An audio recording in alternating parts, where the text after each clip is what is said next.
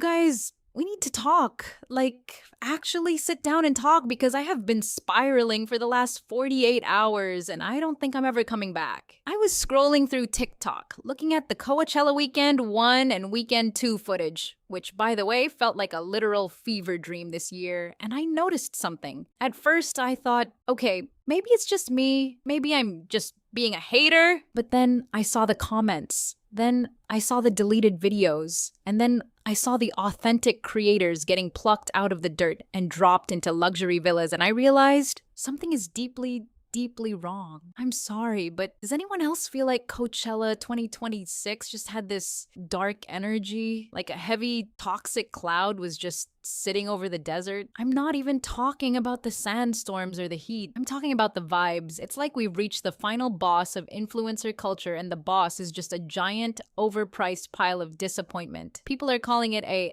disaster, but it's not a disaster in the way Firefest was. It's worse. It's a psychological disaster. Tell me why every single person I've talked to who went this year said the exact same thing. Something was off. Not just, oh, the lines were long.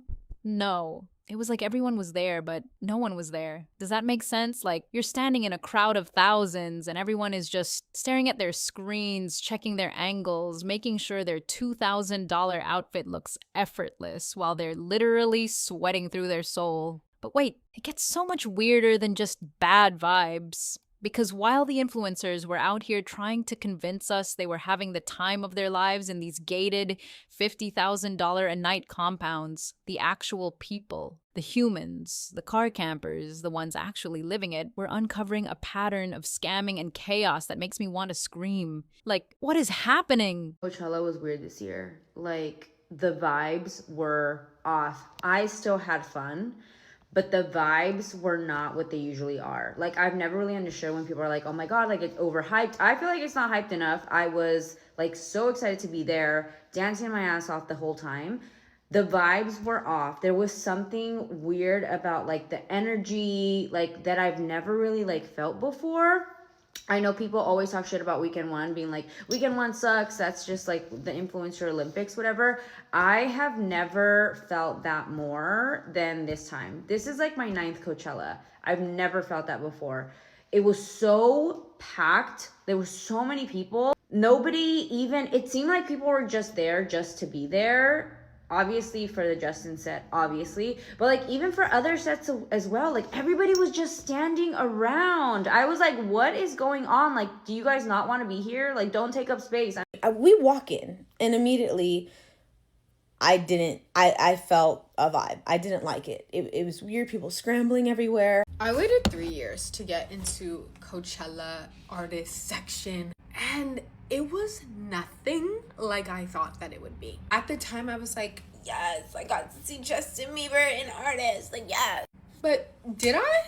It was literally packed to the point you could not see Justin Bieber in there. And that would have been fine if the people around me were like having a good time and we're all vibing and dancing. But no.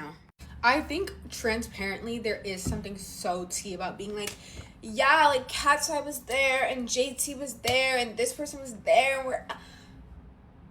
But then I'm like, wait, but did I have fun? Did I have fun? And the truth is, I think I had more fun with the campers in GA.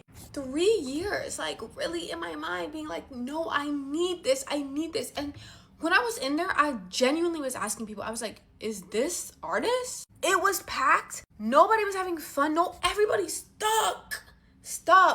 It felt like when you're in the club in a booth and everybody has the glasses on and you just want to go to the dance floor and dance. You're feeling bad about not going. Like, let me just make you feel better, okay? This year's Coachella was by far the craziest Coachella I've ever been to. Like, the most chaotic, crowded, expensive Coachella there ever was. GA tickets were selling for $4K the day, okay? This year's Coachella was by far the craziest Coachella I've ever been to. Like, the most chaotic, crowded, expensive Coachella there ever was. Now, let's get into the dark stuff. The scamming. You guys, people were getting scammed left and right, not just by unofficial ticket sellers, but by the festival's own environment. Prices for basic necessities, water, food were marked up like 10 times their usual cost. I know everything is expensive at festivals, but this year it felt predatory. Trevi, who we love, even posted saying the whole thing was a total nightmare. When the people who get paid to be there are saying it's a nightmare, that's when you know the facade is cracking. This is by far the scammiest Coachella that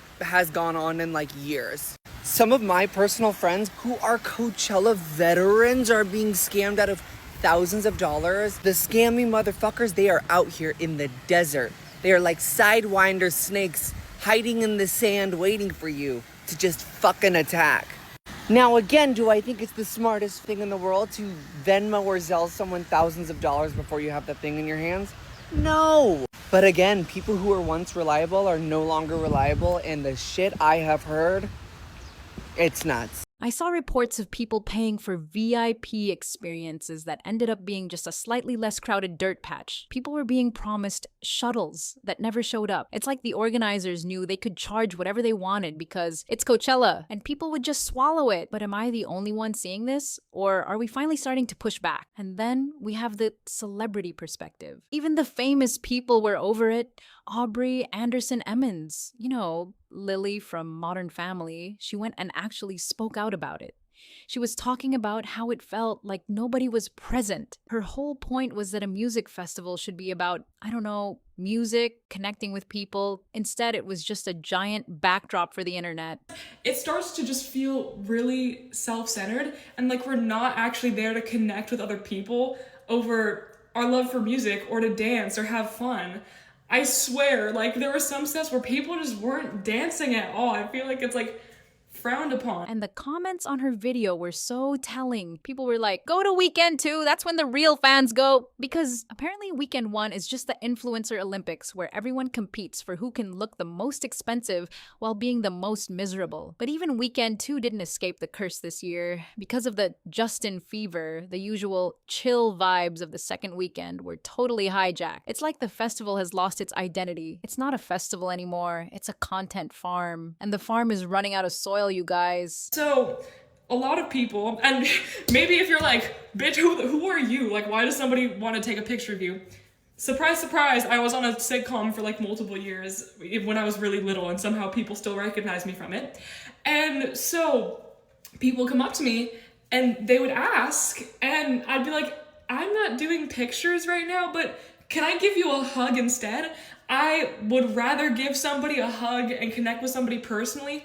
I really like asking them like, what sets are you excited to watch? Like, are you excited to see Justin Bieber? Are you excited to see Sabrina Carpenter? Like, I like actually just talking to people instead. I think that's a lot more memorable than, can I take a picture of you or sneaking a picture of me when I'm not asking and then just never going up to me and actually saying hi. You get what I mean? So that's why I think people just need to be more in the present and also just be them damn selves. Like, it's one of those things where everybody starts to look the same after a while too. And hey, I've fallen prey to it this year as well with the outfits and the boots and the whole thing and the short shorts and whatnot.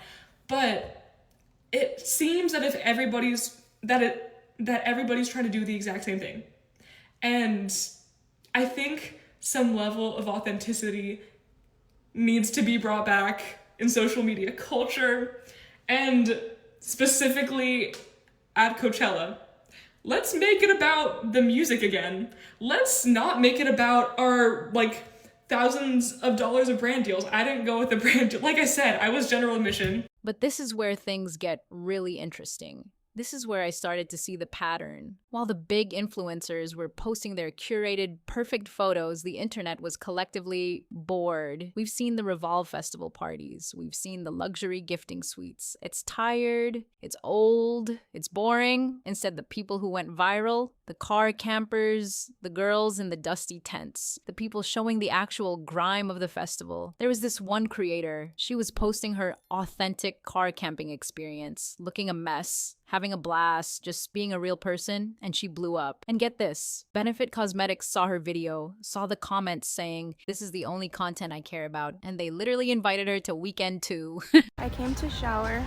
We waited for almost an hour and the line was not moving. They commented, "Check your DMs, babe." And I'm like, wait a minute, is this a pattern? Are brands finally realizing that the $200,000 lavish influencer trips are actually hurting their image? Because the backlash this year was insane. People were looking at these influencers spending $50,000 on a weekend and saying, "This is so out of touch, it's actually disgusting." We are in the middle of a literal downfall of the traditional influencer, and Coachella was the stage where it all played out.